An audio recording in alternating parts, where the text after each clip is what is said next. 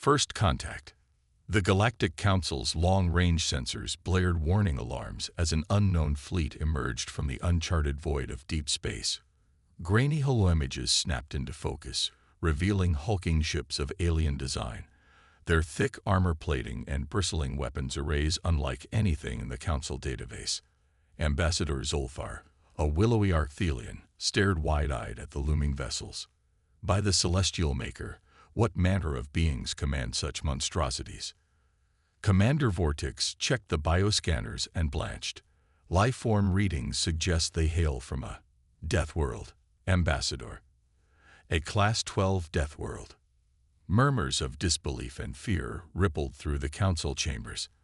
Many dismissed Class 12 planets as myths. The idea that any sentient species could evolve on such hellish worlds of crushing gravity, toxic atmosphere, and lethal weather seemed impossible. And yet, here was a fleet crewed by Deathworlders, casually traveling through the void that would kill any Council race, and in ships that looked built for war. Zolthar forced down his panic. Open hailing frequencies. We must establish their intentions. After a tense moment, a female human face appeared on the view screen.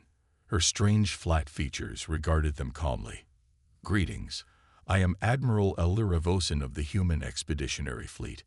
We come in peace, seeking to open a dialogue with the peoples of this galaxy. The Council chamber erupted into frenzied debate. Some urged caution, others demanded the humans be driven back. But Zolthar studied those piercing eyes, seeing intelligence in what seemed to be honest goodwill. Humans. Deathworlders. This changed everything. The envoy, Captain Jessica Tanner, stood before the airlock, her eyes fixed on the Arcthelian honor guard array before her. She breathed slowly, acclimating to the Citadel's higher oxygen and lower gravity. To her, it felt thin and unsatisfying, like trying to subsist on mist. But this was just one of many adjustments she and her diplomatic team would have to endure. With a hiss of escaping atmosphere, the heavy hatch slid open. Tanner stepped across the threshold, followed by her second, Commander Tyson Ramirez, and their Marine escort. The Arcthelians, tall and stick-thin in their filmy robes, regarded the humans with wary fascination. "Welcome to the Citadel, Captain Tanner," Ambassador Zolthar said. "Your species is the first from a Class 12 world to contact the Council. You must understand our hesitance." Tanner nodded. "I do, Ambassador.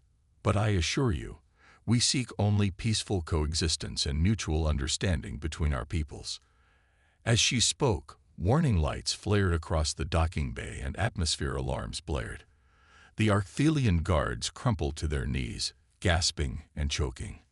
Tanner and Ramirez exchanged knowing looks, then quickly adjusted their enviro controls.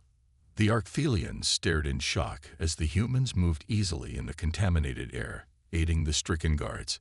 "Apologies," Tanner said. "We believe one of our atmosphere scrubbers malfunctioned momentarily. The air should be safe now." Zolthar looked at the unharmed humans and shuddered.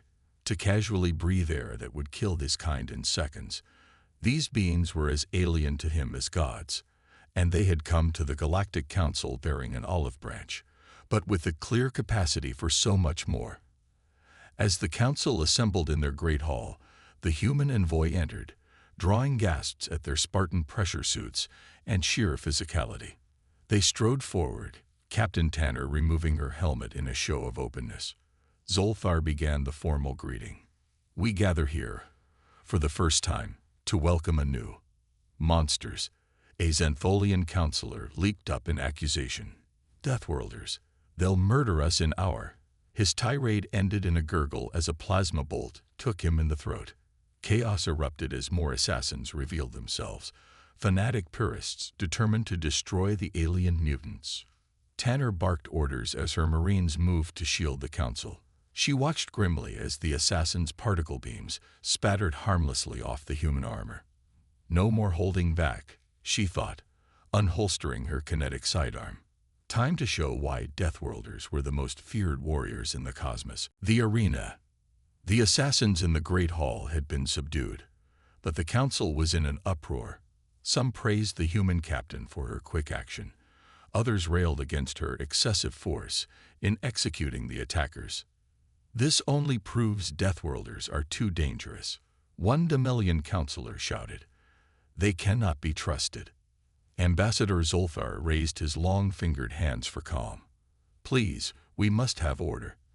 The universe has shifted today, and we face a choice. Will we let fear and mistrust guide us, or will we seek to understand these Deathworlders, as alien as they may seem?" A stir swept the hall as Fleet Lord Karga, leader of the Thracian warrior caste and champion of the Council armies, stepped forward. His 4 eyes glittered as he pointed to the human envoy. "I say we let the ancient laws decide. The right of ascension." Before Tanner could speak, Karga cut her off. "You Deathworlders claim to come in peace, but your very nature is anathema to our civilized ways. Prove to us that you belong among the Council races. Fight me, here in the holy arena of Calrun, and show your true character." Tanner's eyes narrowed. She recognized the challenge as an honor duel with her people's diplomatic status on the line. The Thracians were famed as the Council's strongest warriors, genetically engineered uber soldiers, but no Thracian had ever faced a human marine. "I cannot ask my crew to undergo your trial by combat," Tanner said carefully. "However, as a show of respect for your traditions, I will allow one of my warriors to enter the arena." She nodded to Sergeant Derek Matthews, a hulking man even by Deathworlder standards. Matthews stepped forward, a feral grin on his craggy face. Gesturing to his armored pressure suit, he spoke to the Council for the first time. "I'll fight your champion, Fleet Lord, but in the spirit of an equal contest, I request to duel without the aid of my armor." Gasps and mutterings echoed through the hall. Did this human think so little of the mighty Karga, or was he simply insane? As Matthews and Karga entered the arena, Tanner tapped her comlink. "Sergeant, we have no idea how a Thracian will match up against you. Be careful in there." Matthews chuckled darkly. "No worries, Captain. Just like we used to say in Force Recon. They may be bigger and meaner, but everything breaks if you hit it hard enough." The arena of Calrun was packed, all waiting to see the primal clash between Council and Deathworlder. Matthews cracked his knuckles as he sized up Karga. The Thracian stood 12 feet tall, a wall of scales and densely corded muscle.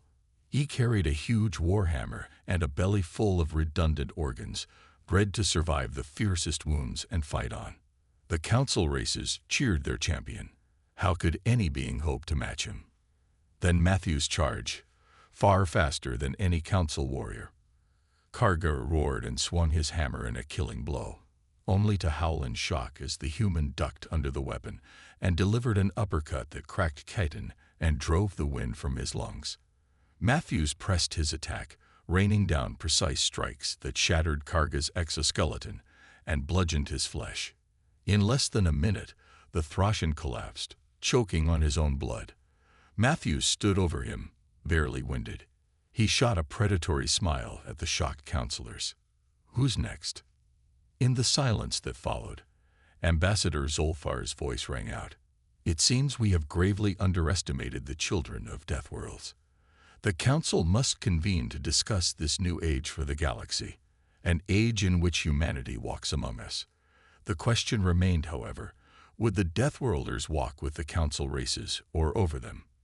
The ancient enemy.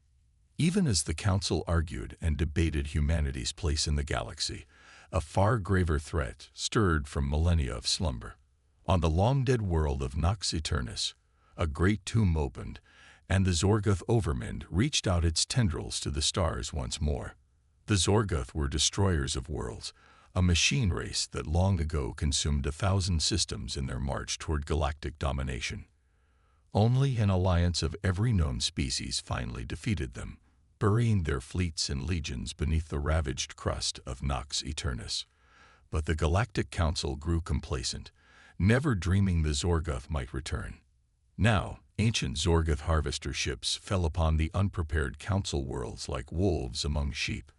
The Council fleets fought bravely, but their weapons were as pinpricks against the tough hides of Zorgoth battlecruisers, One by one, planets fell under machine control, populations dragged screaming into convergent factories to be reborn as new Zorgoth constructs. In the Citadel, the Council despaired. Our projections show a 95% probability of unconditional surrender within 60 cycles, Zolthar groaned. If we had more time to establish a defense, raise new armies, then maybe. You have an army. Admiral Vosen stood before the Council in full battle dress, her eyes hard as iron. The Deathworlder fleet is ready to face this enemy. The councillors gaped at her. With respect, Admiral, this is not your fight, said Councillor Goltek. The Zorgoth heir. A threat to everyone in this galaxy, Vosen snapped. Including us.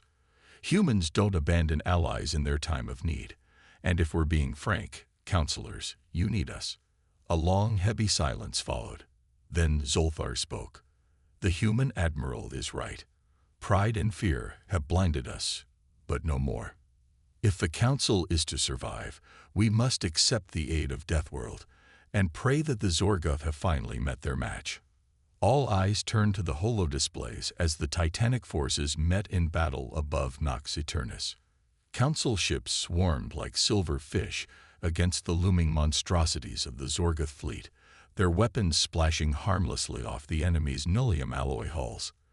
But the Zorgoth had never fought humans before. The Deathworlder ships accelerated into the machine swarms, answering lightning with thunder. Their Hellstorm cannons, firing hypervelocity osmium penetrators, cracked the Zorgoth armor and shattered their reactor cores. Terran Marines in Purifier exo armor leaped from boarding torpedoes to storm the crippled harvesters. They moved through the ships like angels of death, blasting apart metal bodies with plasma weaponry and crushing Zorgoth cranial nodes with their armored fists.